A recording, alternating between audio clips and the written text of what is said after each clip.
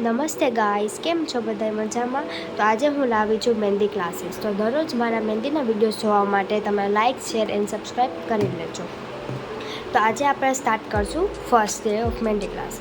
તો પહેલાં તો આપણે કોન લેશું અને કોન એકદમ પોઇન્ટેડ કોન હોવો જોઈએ. એકદમ પોઇન્ટેડ કોન સાવ જરાક જ કટ કરવાનું, એનાથી આપણી લાઇન ને ડિઝાઇન બહુ સારી થશે.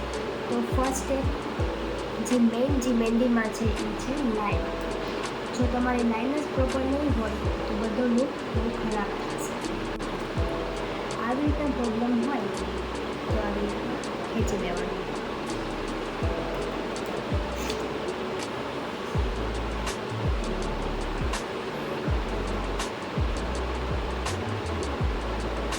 કોનના સ્ટાર્ટિંગમાં આ પ્રોબ્લેમ્સ બધાને થશે. તો હવે આનું સોલ્યુશન હું આપું છું બધાને. એનું સોલ્યુશન છે એક નકામ ટીસ્યુ કાં તો એક કાપડ લઈ લેવાનો, થોડો કોન કાઢી લઈશું.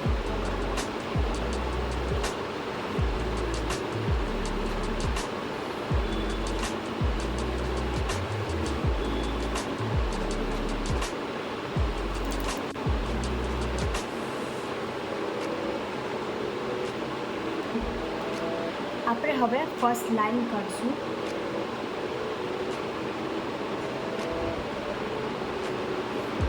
હવે આ પ્રોબ્લેમ થાય તો અહીંથી જ રિટર્ન નહીં કરવાનું. એનાથી છે ને આખું લુક આવી રીતના ખરાબ થશે. જો એ પ્રોબ્લેમ થયો હવે અહીંયા અચકાઈ ગયું, આવી રીતના થાય ને તો એની પાછળથી જ સ્ટાર્ટ કરવાનું. એટલે લાઈનને કન્ટિન્યુ રહે. વચ્ચેથી જ્યાં છોડવાનું હોય ને ત્યાંથી જ આપણે સ્ટાર્ટ કરશું તો બહુ ખરાબ લાગશે. એટલે એની આગળથી અને હાથ આવી રીતના ખોલીને જ કરવાનું. તો પ્રોપર હવે જે આ બધી પ્રોબ્લેમ્સ છે એ જ્યારે સ્ટાર્ટિંગમાં તમે કરતા હશો ત્યારે થશે, પણ સાચનમાં આવું ના થાય. તો હવે પ્રોપર રીતે હું તમને સમજાવું. પણ હંમેશા આવી રીતના ક્લીન કરતું રહેવાનું, હાથને આવી રીતના ખોલી દેવાનું. ફર્સ્ટ ફિંગર કોન પકડી એકદમ ટાઈટ પકડી અંગૂઠાથી બહાર લઈને એકદમ સ્ટ્રેટ લાઈન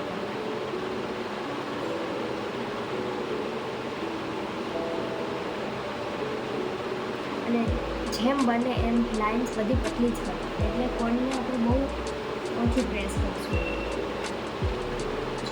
આમાં મેં કોનને વધારે પ્રેસ કરી દીધું એટલે જાડી થઈ, અને આમાં મેં કોનને સાવ ઓછું પ્રેસ કર્યું એટલે પતલી થાય. આમાં તમારે પ્રેસ ઉપર જ ડિપેન્ડ કરે છે.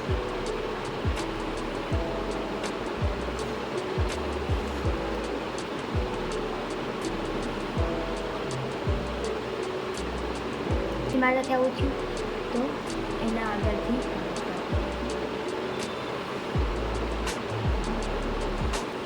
ઊભી લાઈન કરશું. ઊભી લાઈનમાં કોન આવી રીતના આમ નહીં કરવાનું, એકદમ સ્ટ્રેટ લાઈન જ આવી.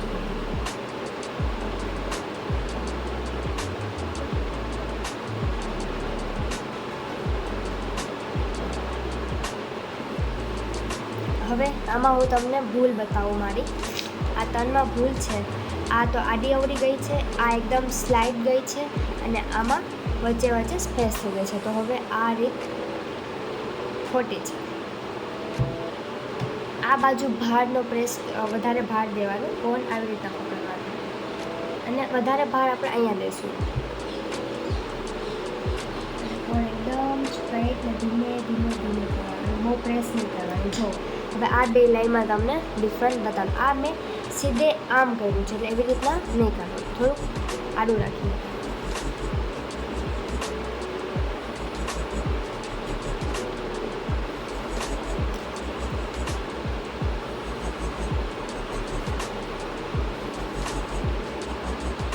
અને મહેંદીમાં તો ખાસ તમે જેટલી પ્રેક્ટિસ કરશો એટલું જ તમને સારું થશે.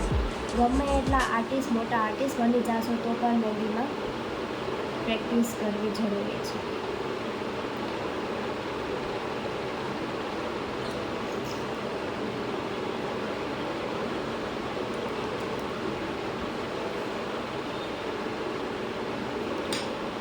જોઈ શકો છો તમે બેનું ડિફરન્ટ.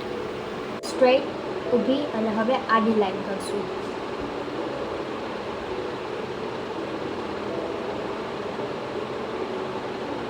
હવે આડી લાઈનમાં બધા શું ભૂલ કરે, અડધાને ચેક્સ ના ફાવે, એ આમ કરી દે, હા તો આમ જાય. હવે એ જ મેઇન આમાં શીખવાનું છે કે પ્રોપર આડી લાઈન આપણે કરવાની. આડી જાય છે તો એકદમ સીધી જ જવી જોઈએ, આડી આમ ના જવી જોઈએ.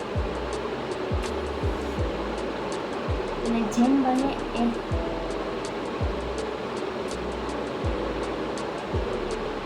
મહેંદીનો ફર્સ્ટ સ્ટેપ આપણે કમ્પ્લીટ થઈ ગયું છે.